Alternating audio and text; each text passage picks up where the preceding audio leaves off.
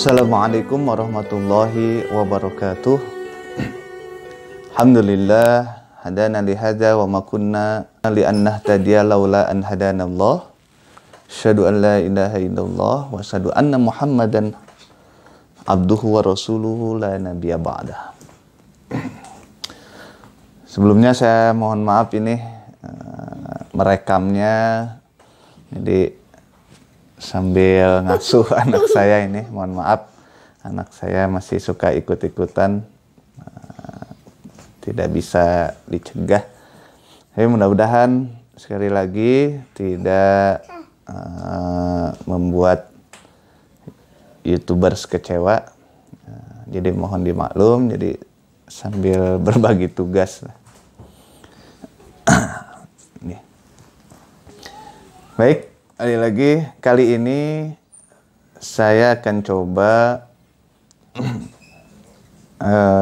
menjawab beberapa keluhan atau pertanyaan dari jamaah pengajian saya. Ada juga pengajian di pesantren atau pengajian di majelis taklim di luar yang suka ada tanya jawab, ya. Atau ada memang orang-orang yang datang, baik yang saya kenal ataupun tidak saya kenal, suka datang ke pesantren, bercerita, bertanya, berdiskusi. Nah, itu. Nah, dari sekian orang yang datang, bercerita, berdiskusi, banyak atau adalah lebih dari 5-10 orang mungkin, ya. Dalam rentang waktu yang berbeda tentunya, suka bertanya bahwa buat apa hidup itu sebenarnya? Bah, ngapain hidup itu, bah? Ya. Ini maka tema di judul YouTube ini saya kasih judul Hidup Segan, Mati Tak Mau. Ini kalau bahasa nyeleneh saya ke anak-anak muda yang bertanya, bah males hidup tuh. Ini ente hidup segan mati tak mau. Suka nanya, hidup segan mati tak mau itu apa? Kalau buat ente mah hidup segan teh kerjaan tidur wae. Hadirin rahimakumullah. Jadi tema kali ini adalah hidup segan mati tak mau. Ini bahasa anak-anak muda sebenarnya yang datang ke saya, bah hidup segan mati tak mau nih, bah bete katanya hidup. Ya, kata saya, ente masih hidup, kenapa tuh mati aja kalau hidup segan mati tak mau ini. Kalau bertanya suka nggak mau hidup, bosen gitu, ya udah mati, tapi mati nggak mau. Nah, maka kasih judul Hidup Segan Mati Tak Mau, ya. Hidup mah hidup, tapi nggak mau ngapa-ngapain. Ini yang susah nih. Mati mah nggak mau. Mati nggak mau teh gimana? Makan tetap makan, minum tetap minum, ya. Begitu.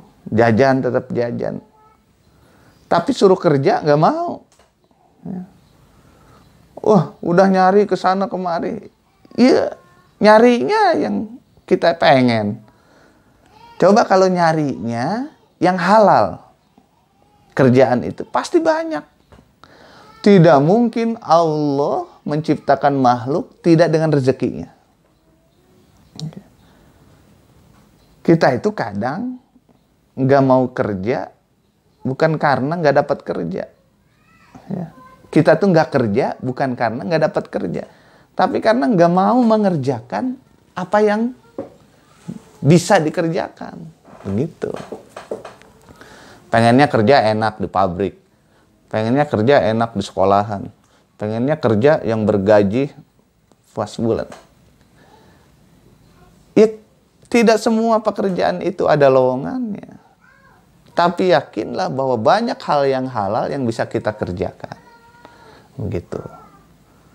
Nah, anak-anak yang bertanya seperti itu kadang memang sambil mungkin serius atau tidak serius, tapi di kehidupannya mungkin itu terjadi, atau di kehidupan sebagian kita mungkin terjadi. Hidup segan, jadi hidup tapi kerjaannya males saja, ngapa-ngapain males. Mati tak mau. Jadi giliran makan makan aja. Ketika lapar mah dia makan, ketika haus mah dia minum. Begitu. Tapi mengerjakan yang lain dia segan. Nah, para YouTuber sekalian, kenapa hal seperti itu terjadi?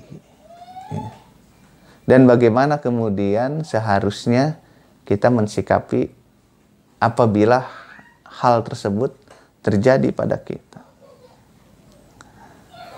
Nah, dalam kitab karya Syekh Ahmad bin Ibnu Athaillah ini, kitab dari Al-Hikam, ini terjemahannya saya cari yang bahasa Arabnya saya punya sebenarnya, tapi tidak ketemu. Ada satu hal yang beliau kutip kemudian dari Al-Jundi, bahwa dunia itu memang tempatnya segala macam kesusahan dan kesenangan. Begitu. Jadi susah, senang, bahagia, menang, bersedih, tertawa, menangis, dipuji, difitnah, ya, dipercaya, dikhianati, kaya, miskin, itu memang tempatnya di dunia. Dan beriringnya waktu, misalnya saya sudah umur 41 tahun, ya, apa yang belum saya alami? Sedih sudah, senang pernah, bahagia sudah, ya, tertawa sudah, menangis sering, punya duit pernah duit banyak lah, di atas rata-rata pernah, ya, tidak punya duit sama sekali, sering ini mah. Ya, lebih sering gitu. Dipuji pernah, difitnah banyak, begitu. Dikhianati pernah, begitu. Dipercaya pernah. Nah, ketika kita mengalami hal-hal seperti itu, kemudian kita renungkan, kita mau kemudian introspeksi diri, muhasabah. Sebenarnya apa yang membuat risau? Tidak ada. Tidak ada yang seharusnya membuat kita risau. Allah sudah memberikan segalanya kepada kita, kekuatan untuk menghadapi itu. La yukallifullahu nafsan illa wus'aha. Allah sudah beri kekuatan kepada kita untuk menghadapi semua itu. Jadi kalau kita muhasabah, sebenarnya tidak ada yang harusnya membuat hidup kita itu bingung. Hidup kita itu hampa. Enggak. Biasa aja, hidup itu biasa saja. Ya. Tertimpa sedih, biasa aja. Orang sedih juga, orang lain ngalamin sedih. Kita juga pernah ngalamin. Kemudian bahagia, seneng, ya biasa aja.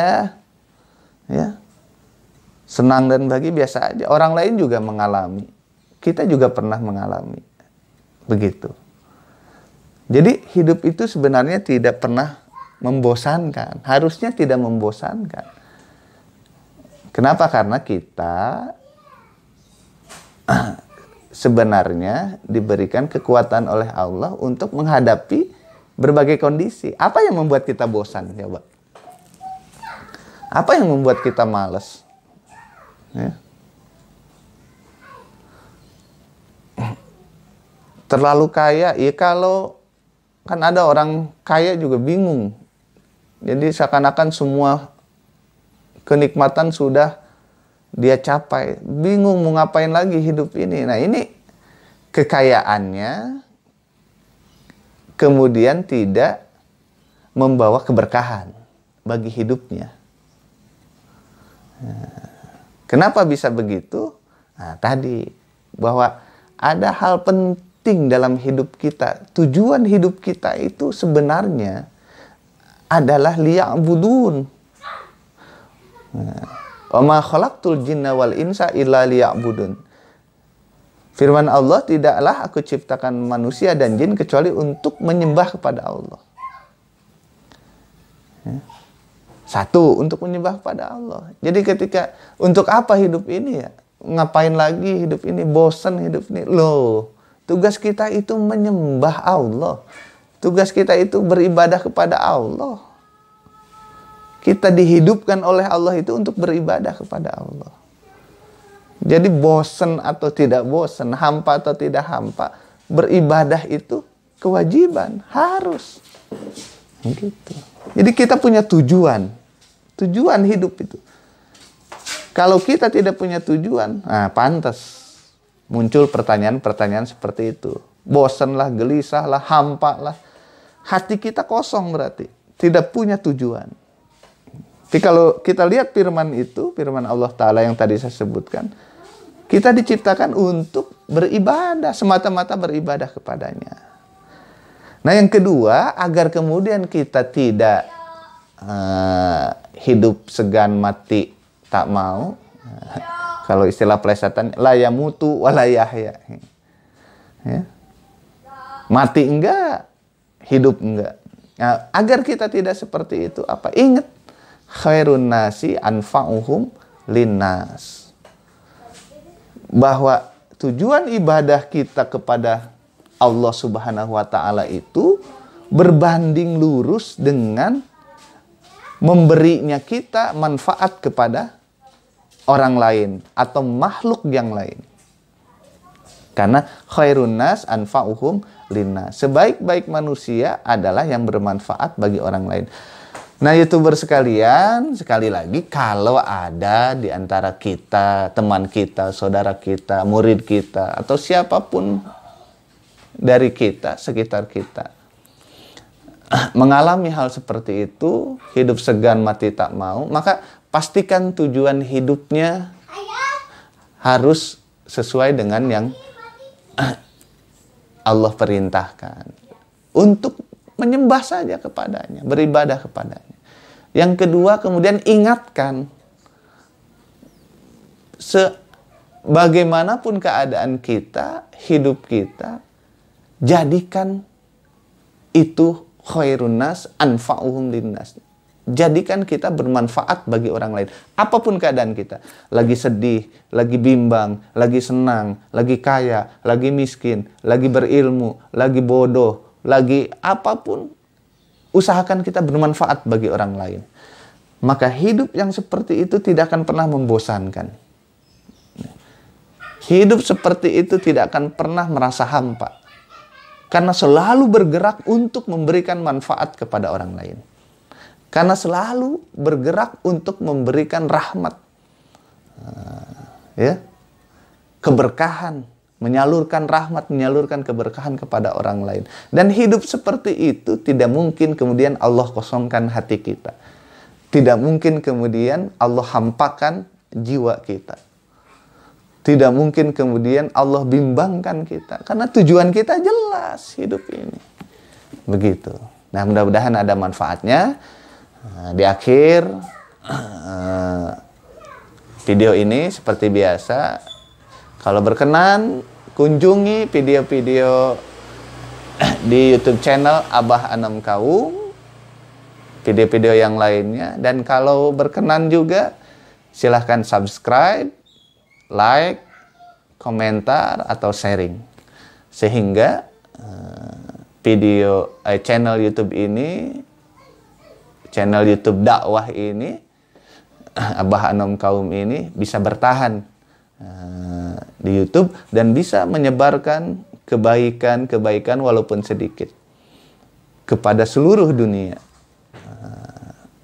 Ya, seperti itu. Balighul anni walau ayat. Sampaikanlah dariku walaupun satu ayat. Itu saja. Wabillahi taufiq wal hidayah. Usikum wa iyaya bittaqullah. Mohon maaf apabila ada kesalahan. Assalamualaikum warahmatullahi wabarakatuh.